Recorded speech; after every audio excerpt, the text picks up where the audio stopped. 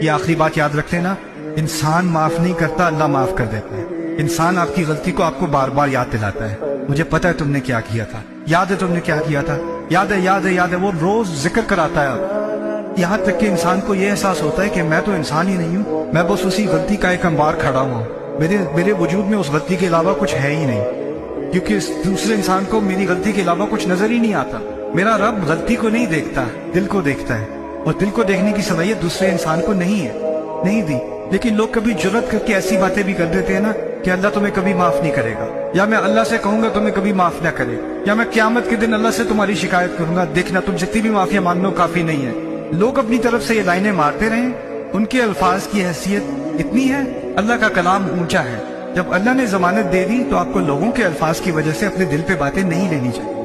اسی لیے کہا تھا اللہ تعالیٰ نے وَكَلِمَةُ اللَّهِ هِيَ الْعُلْيَا، اللہ کا کلام سب سے اونچا ہے۔